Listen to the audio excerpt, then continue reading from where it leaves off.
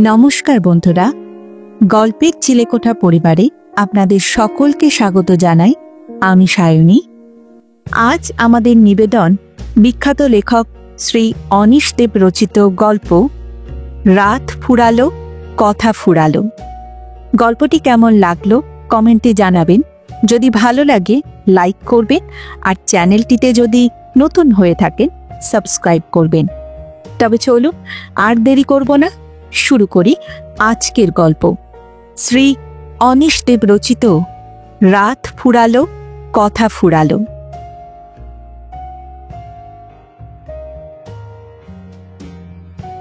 কোনো মেয়েকে একান্তে চুমু খেতে যাওয়ার মুহূর্তে যদি দরজায় কলিং বেল বেজে ওঠে, তাহলে কে না বিরক্ত হয়? সুতরাং আমিও বিরক্ত হলাম। সুচরিতার প্রস্ফুটিত ঠোঁট আমার চোখের সামনে ক্লোজ আপে ভাসছিল। ঝিম ধরিয়ে দেওয়া কেমন একটা গন্ধ ওর শরীর থেকে বিকরিত হয়ে আমাকে দুর্বল করে দিচ্ছিল।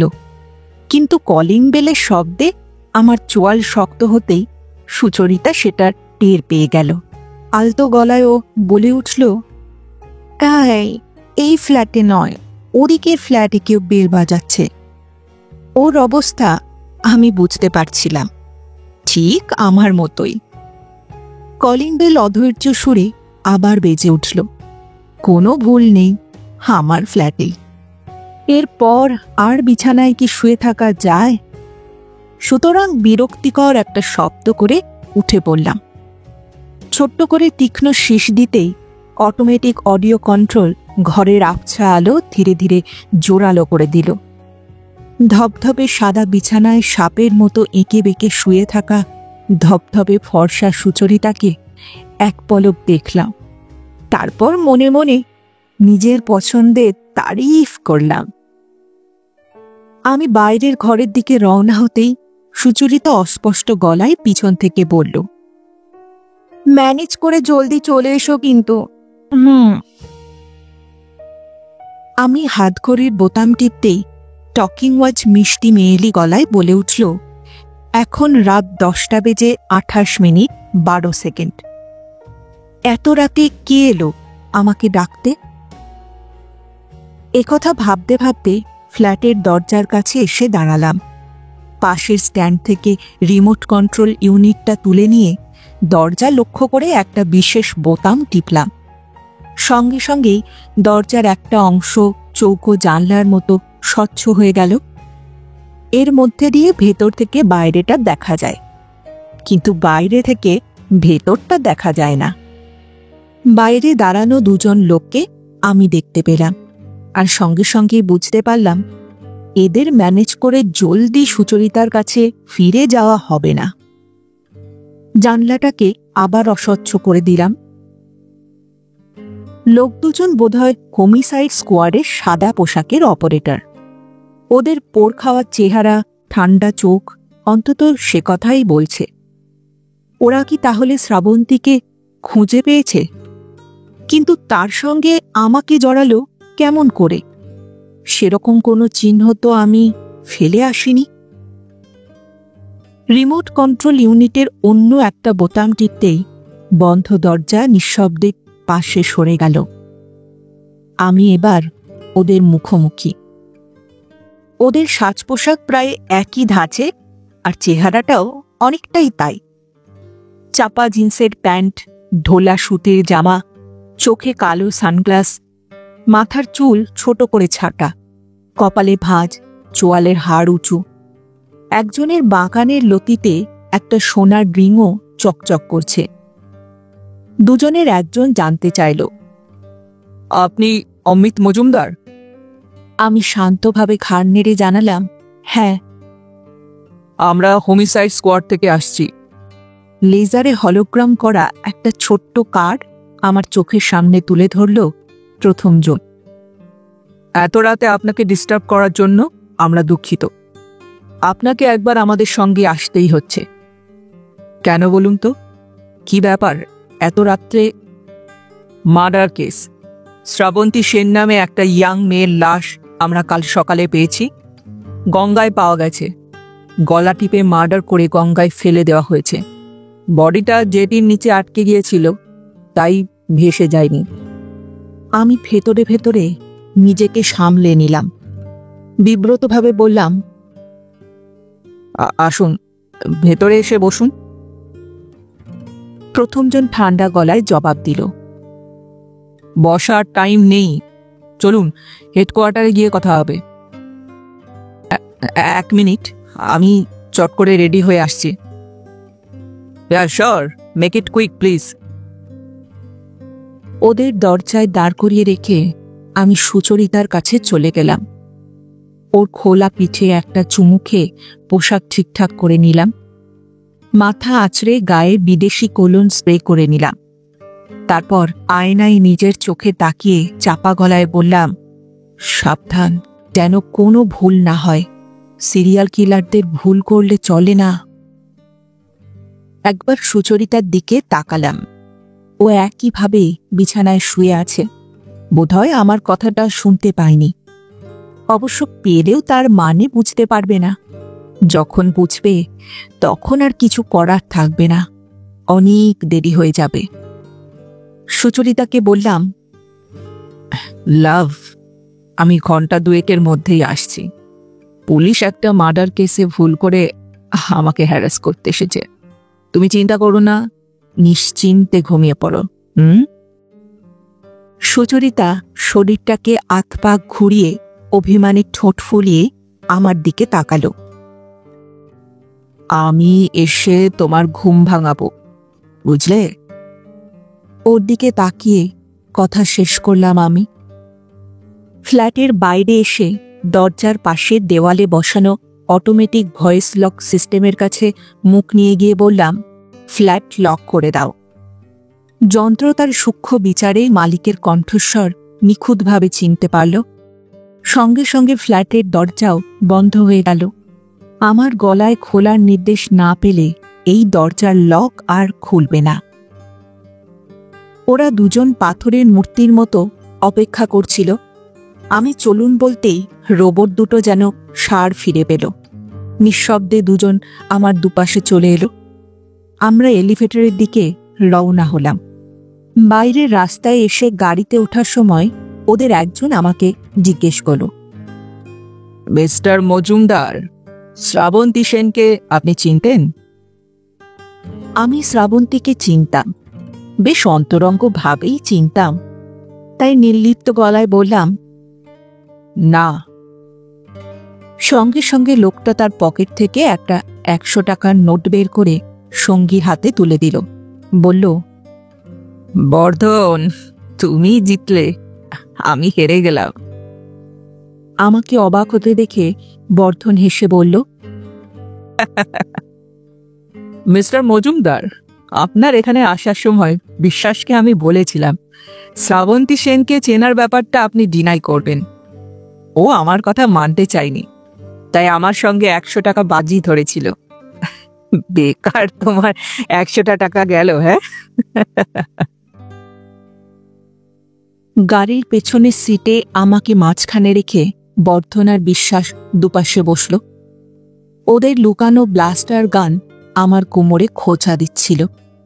ড্রাইভার গাড়ি স্টার্ট দিয়ে এগোতেই বর্ধন চাপা গলায় বলল, মিস্টার মজুমদার, শ্রাবন্তীকে আপনি চিনতেন। আমাদের হাতে মারাত্মক প্রমাণ রয়েছে, আপনি অস্বীকার করতে পারবেন না।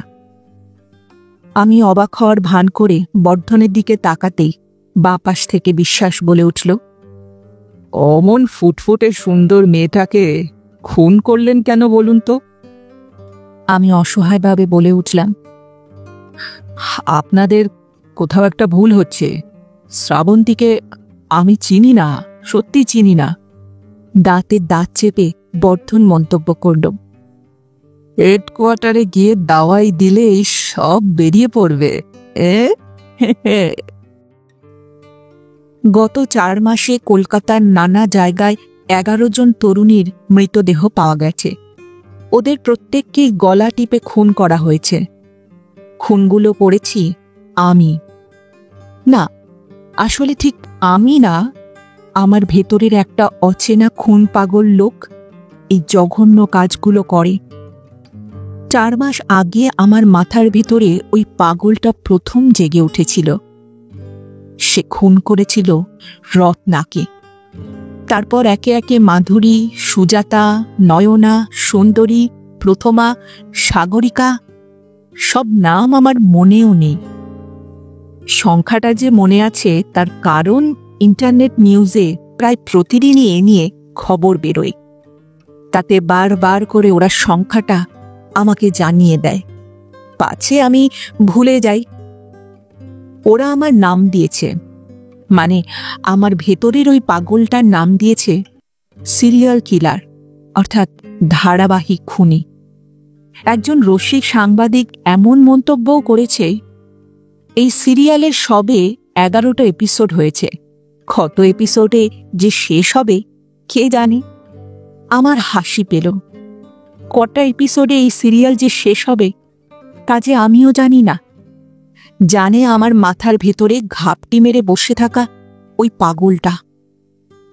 তবে এটুকু বুঝতে পেরেছি, আজ কিংবা কাল রাতে সুচরিতাকে নিয়ে পাগলটার 12 নম্বর এপিসোড শেষ করবার কথা। শ্রাবন্তীর কথা মনে পড়ল আমার। শ্রাবন্তীকে আমি যে ভালো করেই চিনতাম, তার কি মারাত্মক প্রমাণ পেয়েছে ওরা। এর আগের খুনগুলোর বেলায় পুলিশ আমাকে কোনো সন্দেহ করেনি, কোনোদিনও আমাকে জিজ্ঞাসাবাদ করতেও আসেনি। কিন্তু এইবার যখন এসেছে, তখন নিশ্চয়ই ওদের হাতে কোনো না কোনো সূত্র আছে। অর্থাৎ কোথাও একটা ভুল করে ফেলেছি আমি। কিন্তু কি সেই ভুল? লালবাজারে হোমিসাইড স্কোয়াডের হেডকোয়ার্টারে পৌঁছতেই আমার ভাবনায় বাধা পড়ল। মনে মনে নিজেকে তৈরি করে নিলাম। গাড়িতে অটোমেটিক প্রোগ্রাম করাই ছিল, তাই ড্রাইভার হাত গুটিয়ে বসে থাকলেও গাড়িটা হিসেব মতোই নিখুঁত বাঁক নিয়ে একটা নির্দিষ্ট পার্কিং স্পেসে গিয়ে দাঁড়াল। গাড়ির ভয়েস রেসপন্স সিস্টেম বলে উঠল, আমরা গন্তব্যে এসে গেছি। ড্রাইভার কি একটা বোতাম টিপতেই হাইড্রোলিক কন্ট্রোল নিঃশব্দে দুটো দরজা খুলে দিল। আমরা তিনজনই নেমে পড়লাম। এক অদ্ভুত অনুভূতি নিয়ে আমি চারপাশটা দেখতে লাগলাম। লালবাজারের পুলিশ হেডকোয়ার্টারে আগে কখনো আমি আসিনি। এর সামনের রাস্তা দিয়ে গাড়ি চালিয়ে বহুবার গেলেও ভেতরে এই প্রথম। কেন জানি না, আমার বুকের ভেতরে একটা অচেনা পেন্ডুলা ঢং ঢং করে বাজছিল। পাথর বাঁধানো বিশাল পার্কিং স্পেসে প্রায় 1.5-2 ডজন গাড়ি দাঁড়িয়ে আছে। জায়গায় জায়গায় লাগানো আছে হ্যালোজেন বাতি। তারা সুন্দর আলোর বৃত্ত তৈরি করেছে। বৃত্তের বাইরেটা যদিও আবছা অন্ধকার। উঠোনের মাঝে একটা লাস্যময়ী নাচের ফোয়ারা, তার নাচে তালে তালে লুকানো বাজনা নিচু গ্রামে বাজছে। বাজনার সঙ্গে তাল রেখে চলছে লাল, নীল, হলদে, সবুজ আলোর খেলা।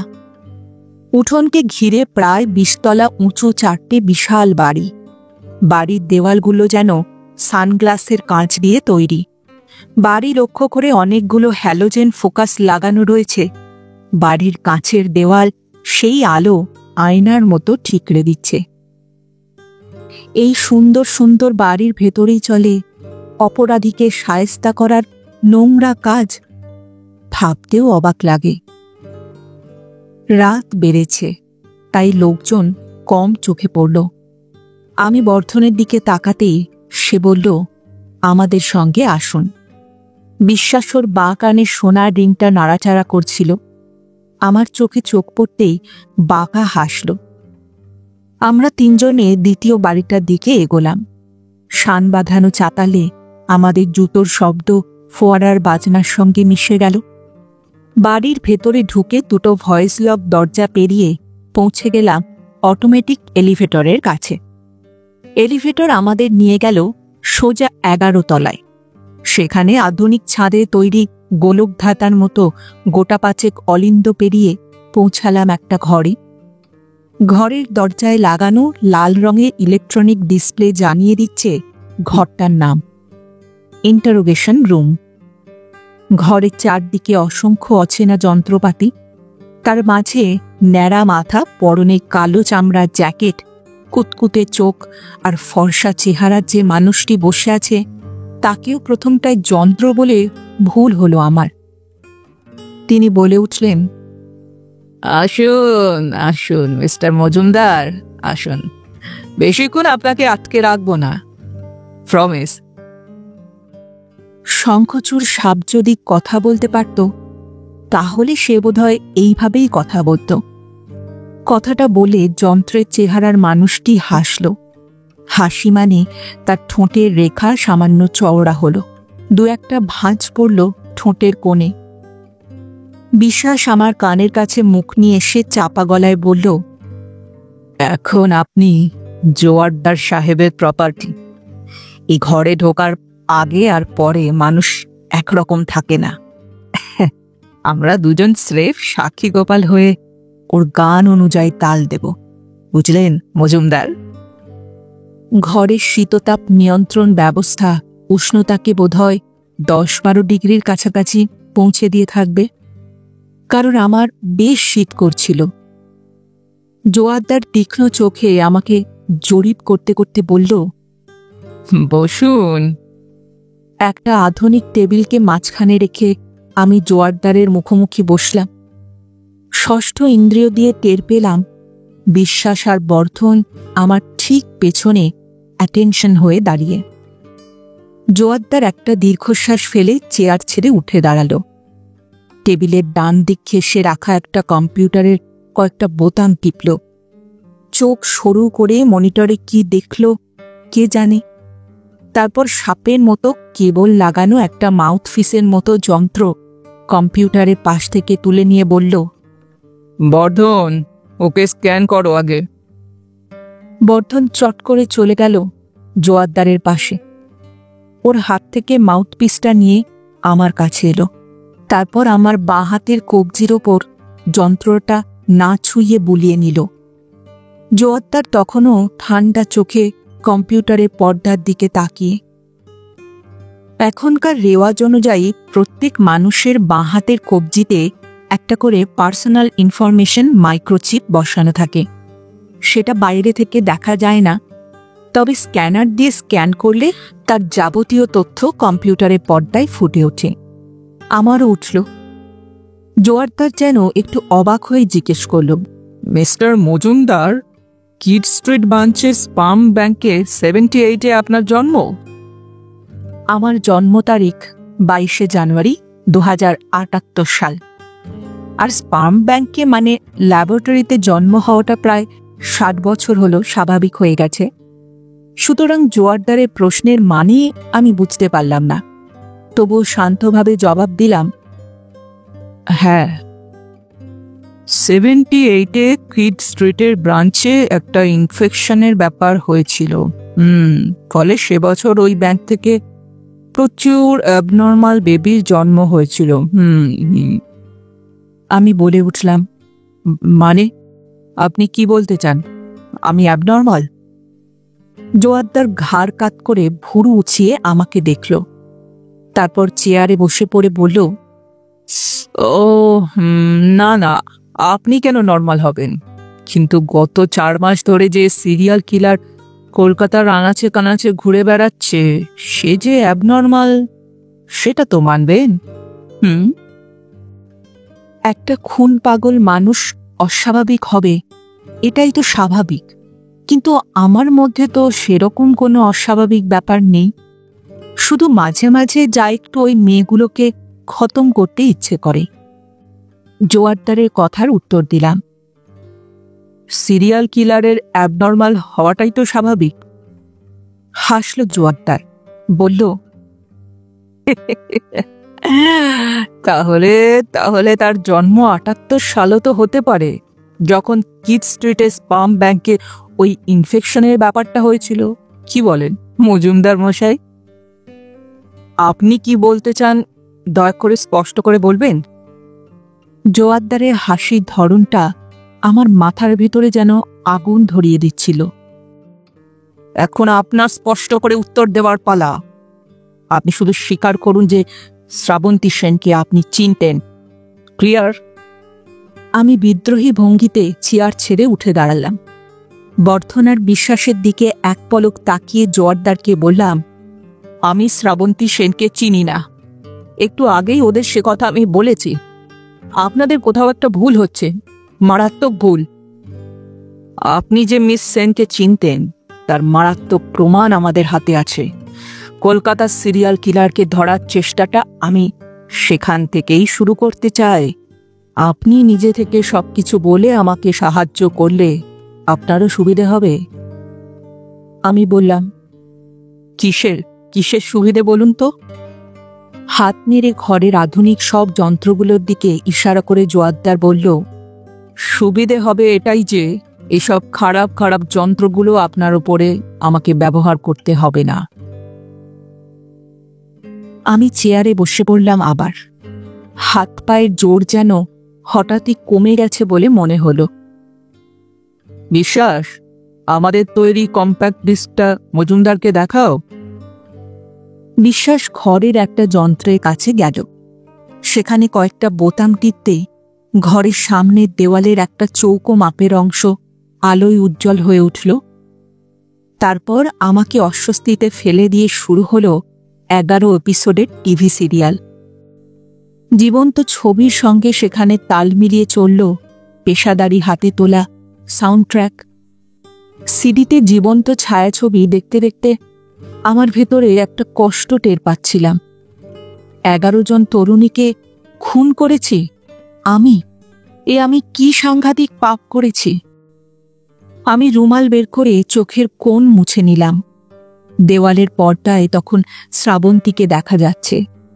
ওর গলায় আঙুলের দাগ, ফর্সা ত্বকে কালচে ছোপ। সিনেমা চলার সময় জোয়ারদার নিজের মতো করে বাড়তি ধারা বিবরণী দিচ্ছিল, আর একই সঙ্গে অদ্ভুত অদ্ভুত নজরে আমাকে লক্ষ্য করছিল। প্রায় ঘণ্টা দেড়েক পর সিরিয়াল শেষ হলে আমি বলে উঠলাম, আপনি আসল খুনিকে ধরতে না পেরে শুধু শুধু আমার মতো একজন ইনোসেন্ট সিটিজেনকে হ্যারাস করছেন। আমি হোমিসাইড স্কোয়াডের চিফের কাছে ব্যাপারটা রিপোর্ট করব।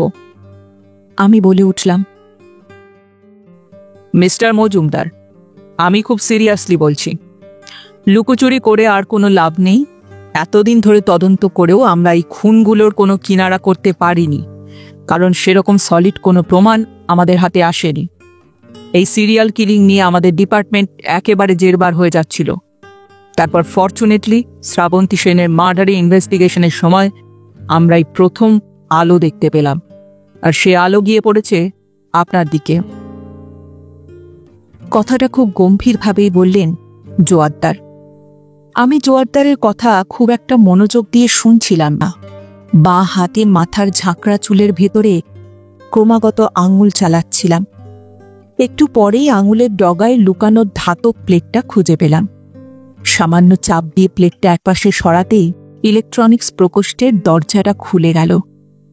এর ভেতরেই আছে বেশ কয়েকটা মাইক্রোচিপ। তাই তো, এই চিপগুলো আমার মস্তিষ্কেরই তো একটা অংশ। 17 বছর বয়সে আমার মাথার গোলমাল দেখা দেয়। হ্যাঁ, হয়তো ওই স্পার্ম ব্যাংকের ইনফেকশনের জন্যেই। তখন ডাক্তার বলেছিলেন বটে, আমার মাথার গোলমালের ব্যাপারটা ভারী অদ্ভুত। ওটা সরীসৃপের মতো শীত ঘুম দেয়, তারপর হঠাৎ করে জেগে উঠে বিনা নোটিশে মাথা চাড়া দেয়। আর সেটা ঠিকঠাক করতেই আমার ব্রেনে অপারেশন হয়েছিল। বসাতে হয়েছিল এক মুঠো মাইক্রোচিপ। তখন আমি ইলেকট্রনিক্স জানতাম না, কিন্তু পরে ইলেকট্রনিক্স ইঞ্জিনিয়ার হওয়ার পর এবং হার্ডওয়্যারের ডক্টরেট করার পর নিজের মাথা নিয়ে আমি যে নিজেই মাথা ঘামিয়েছি। মাইক্রোচিপগুলোয় কিছু রদবদলও করেছিলাম, কিন্তু তাতেও যে আমি পুরোপুরি সুস্থ হইনি তার প্রমাণ শ্রাবন্তীরা। হ্যাঁ, শ্রাবন্তীরা। কিন্তু শ্রাবন্তীর ব্যাপারে কি প্রমাণ পেয়েছে জোয়ারদার? কি প্রমাণ? অনেক ভেবেও কোনো কুল কিনারা পাচ্ছিলাম না আমি। মাঝে মাঝে অনেক ব্যাপার আমি ভুলে যাই যে, তারপর হঠাৎ করেই সেগুলো আবার মনে পড়ে যায়। শ্রাবন্তীর বেলায় হয়তো তাই হয়েছে, কিন্তু আমাকে আর কষ্ট করে সেটা মনে করতে হলো না। জোয়ারদারই আমাকে সাহায্য করল। ও ইশারা করতেই বিশ্বাস কোথা থেকে একটা পলিথিনের প্যাকেট বার করে ছুঁড়ে দিল আমার সামনে। আমার বুকের ভেতরটা কেমন করে উঠল। মাথার ধাতব দরজাটা আবার বন্ধ করে দিলাম। জোয়ারদার মন্তব্য করল, অ্যাবসলিউট প্রুফ। নিন, প্যাকেটটা খুলুন, খুলে দেখুন। আমি কাঁপা হাতে প্যাকেটটা টেবিল থেকে তুলে নিলাম। ওটা ধীরে ধীরে খুলতে শুরু করলাম। কি আছে এর ভেতরে? আমার হাত এত কাঁপছে কেন? কেন? প্যাকেট থেকে বেরিয়ে এলো এক গোছা চিঠি। সেগুলো হাতে নিয়ে হতভম্বভাবে আমি জোয়ারদারের দিকে তাকালাম। হোঁচট খাওয়া গলায় কোনো রকমে বললাম, এগুলো কি? জোয়ারদার হেসে বলল, প্রেমপত্র, প্রেমপত্র, শ্রাবন্তীকে লেখা আপনার প্রেমপত্র। অথচ আপনি বারবার বলছেন শ্রাবন্তী সেনকে আপনি চেনেন না। মনে পড়েছে। হ্যাঁ, মনে পড়েছে আমার। শ্রাবন্তীকে আমি বহু চিঠি লিখেছি। এর আগে কাউকে আমি কোনো প্রেমপত্র লিখিনি, কারণ আমি চাইনি পুলিশের হাতে কোনো সূত্র পৌঁছে যাক। তবে শ্রাবন্তীর বেলা আমার ভেতরে কি একটা যেন হয়ে গিয়েছিল। ওকে চিঠি না লিখে আমি পারিনি। ওকে একদিন না দেখলেই আমি চোখে অন্ধকার দেখতাম। হ্যাঁ, ওকে আমি পাগলের মতো ভালোবেসে ফেলেছিলাম, পাগলের মতো। কিন্তু কিন্তু একদিন আমার ভেতরের অসুখটা শীতঘুম ভেঙে বেরিয়ে এলো, আর শ্রাবন্তীর দিন ফুরলো। আমার আমার বেশ মনে পড়ে যাচ্ছে। অন্ধকার মাঠে ওর মৃতদেহ সামনে নিয়ে আমি পাগলের মতো কেঁদেছিলাম। আমার অসুখটাকে অভিশাপ দিয়েছিলাম বারবার। কিন্তু কিন্তু কোনো লাভ হয়নি, কোনো লাভ হয়নি। চিঠিগুলো আমি একে একে দেখতে শুরু করলাম। আমার সুন্দর হাতের লেখায় আঁকা এক একটি চিঠি, ভালোবাসার চিঠি। আর চিঠির শেষে আমার নাম লেখা। চিঠিগুলোর কথা আমি একেবারে ভুলে গেছিলাম, একেবারে। হাসি পেয়ে গেল আমার। হোমিসাইড স্কোয়াড এখনো আমাকে ততটা চিনতে পারিনি। চিনতে পারলে জোয়ারদার বাবু একেবারে তাজ্জব হয়ে যাবে। আমার ঠোঁটের এক চিলতে হাসি বোধহয় জোয়ারদারেরও নজরে পড়েছিল। ও খানিকটা বাঁকা সুরে জিজ্ঞেস করল, কি এবার শ্রাবন্তী সেনকে মনে পড়ছে তো? নাকি এখনো বলবেন এই চিঠিগুলো আপনার লেখা নয়? অতি চালাক গোয়েন্দার চোখে সরাসরি তাকিয়ে আমি হেসে বললাম, হ্যাঁ, ঠিকই ধরেছেন। শ্রাবন্তী সেনকে আমি চিনি না, আর এই চিঠিগুলো আমার লেখা নয়। চিঠির শেষে আপনার নাম লেখা আছে, মিস্টার মজুমদার? হ্যাঁ, নিশ্চয়ই, নিশ্চয়ই। কলকাতা শহরে আমি একাই অমিত নই। ভালো করে খোঁজ নিন শ্রাবন্তী কোন অমিতের সঙ্গে প্রেম করত। আমার আত্মবিশ্বাস জোয়ারদারকে একটা ধাক্কা দিল। কিন্তু পেশাদার হওয়ার জন্যেই কিনা জানি না, কয়েক লহমায় সেটা সামনে নিয়ে বলল, ঠিক আছে, ঠিক আছে। সোজা আঙুলে যখন ঘি উঠবে না, তখন আঙুল একটু আধটু বাঁকাতেই হবে। ইয়াস। চেয়ার ছেড়ে উঠে দাঁড়ালো জোয়ারদার আর বলল, এর মধ্যে যে কোনো একটা চিঠি আপনি বেছে নিন, মিস্টার মজুমদার। আমি কথা না বাড়িয়ে 2 পৃষ্ঠার একটা চিঠি বেছে নিলাম। বাকিগুলো রেখে দিলাম টেবিলের ওপর। সামনে আঙুল তুলে আমার পিছনে দাঁড়ানো বর্ধনকে নির্দেশ দিল জোয়ারদার। বর্ধন, ওকে কাগজ কলম দাও। বর্ধন যন্ত্রের মতো নিঃশব্দে এবং ক্ষিপ্রতায় কাগজ কলম আমার সামনে এনে দিল। টেবিলের ওপাশে পায়চারি করতে করতে জোয়ারদার বলল, মিস্টার মজুমদার, এই চিঠিটা আপনি 4 মিনিটের মধ্যে কপি করে দেবেন। তারপর প্যাটার্ন কম্পেয়ারেটরে চিঠি দুটো দিয়ে আমরাই দেখে নেব দুটো হাতের লেখার শতকরা কতটা মিল আর কতটাই বা গড় মিল। বুঝতে পারছেন? আমি ভয় পেলাম। এখনই এখনই এখানে বসে চিঠিটা কপি করতে হবে? আমার ধারণা ছিল ওরা পরে কোনো সময় আমার ফ্ল্যাট সার্চ করে আমার হাতের লেখার স্যাল নিয়ে এসে এই চিঠির সঙ্গে তুলনা করে দেখবে। জোয়ারদারকে বললাম, আমার আঙুলে ব্যথা আছে, এখন লিখতে আমার অসুবিধে আছে। পায়চারি করতে করতে থমকে দাঁড়ালো জোয়ারদার। শিশিস করে হেসে উঠে বলল, I got you, man, I got you. আমাকে চালাকিতে ফাঁকি দেওয়া অত সহজ নয়। এখনো বলছি মিস্টার মজুমদার, আপনি কনফেস করুন। আমি বললাম, আমি বলেছি আমার আজ এখন লিখতে অসুবিধে আছে। আশা করি কাল পরশুর মধ্যে আমার আঙুলের ব্যথা সেরে যাবে। তখন আপনি যা বলবেন আমি তাই লিখে দেব। No problem from my side. Joardar গুম হয়ে গেল। একটু আগেই ওর চোখে মুখে যে হিংস্র উল্লাস ফুটে উঠেছিল তা যেন স্তিমিত হয়ে গেল পলকেই। আমি জানি আমার জিজ্ঞাসাবাদের প্রতিটি মুহূর্ত স্বয়ংক্রিয়ভাবে ভিডিও রেকর্ডিং করে নেওয়া হচ্ছে। হাতের লেখা মিলিয়ে দেখার বর্তমান আইন অনুসারে জোয়ারদার আমাকে এখনই লেখার জন্যে বাধ্য করতে পারে না। আমি লিখতে গড়রাজি হলে অন্য কথা, কিন্তু আমি শুধু 2-1 দিন সময় চেয়েছি মাত্র। আসলে 2-1 দিন তো নয়, আড়ালে 10 মিনিট সময় পেলেই আমার কাজ হয়ে যাবে। চিঠিগুলোর কথা আমার মাথা থেকে সম্পূর্ণ বেরিয়ে গিয়েছিল। অবশ্য বিকল্প পথ জানা আছে বলেই বোধহয় ব্যাপারটা আমি তেমন গুরুত্ব দিইনি। জোয়ারদার বললে, আপনি তাহলে এখন লিখবেন না? না, আমার আঙুলে ব্যথা, বললামই তো। কাল সন্ধেবেলা কি আপনার অসুবিধা হবে? মোটেই না। কখন আসতে হবে বলুন? রাত 8টার সময় বিশ্বাস আর বর্ধন আপনাকে নিয়ে আসবে। But don't try any monkey trick, okay? চালাকি ধরে ফেলা আমার হবি, মিস্টার মজুমদার। আমি হাসলাম, বললাম, আপনি মিছিমিছি আমাকে সন্দেহ করছেন জোয়ারদার বাবু। তাছাড়া আমি জানি চালাকি করে আপনার সঙ্গে আমি পারব না।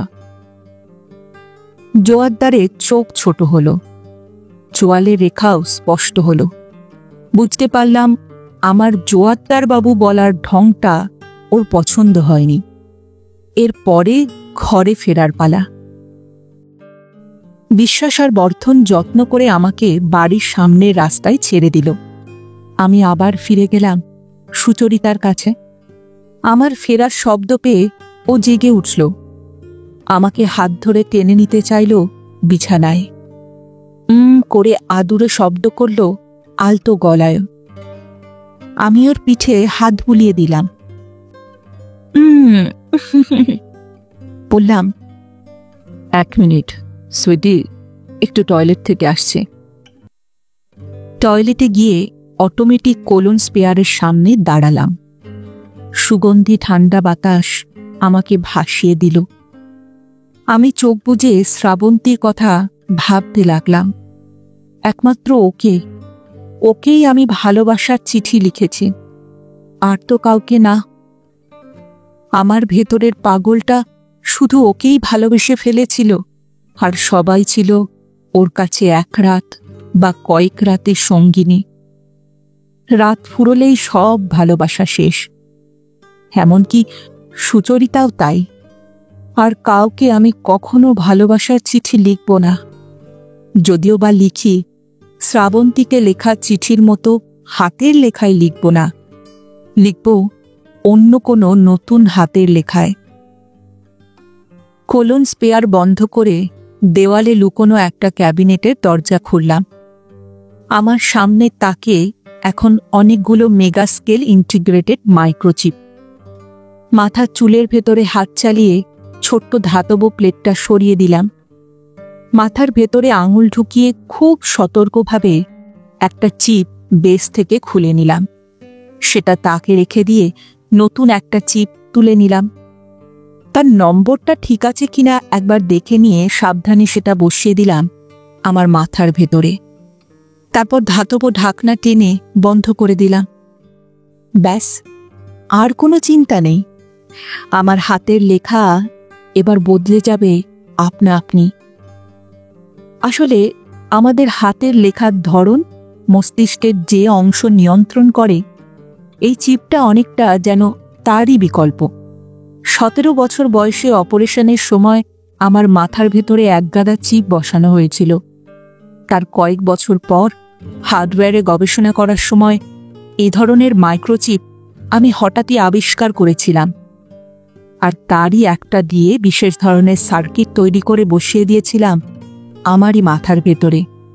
বিভিন্ন হাতের লেখার ধরনের জন্য সার্কিট ডিজাইন করা বিভিন্ন চিপ পাওয়া যায়। সেই চিপটা পাল্টে নিলেই আমার হাতের লেখার ধরন পাল্টে যায়।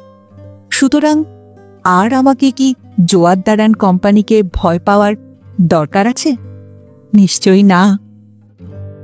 আমার সিরিয়ালের 12 নম্বর এপিসোডের জন্য আমি মনে মনে তৈরি হয়ে নিলাম।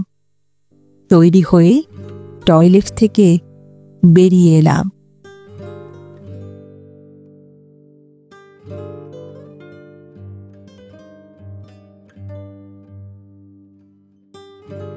শুনছিলেন আজকের গল্প শ্রী অনীশ দেব রচিত রাত ফুরালো কথা ফুরালো।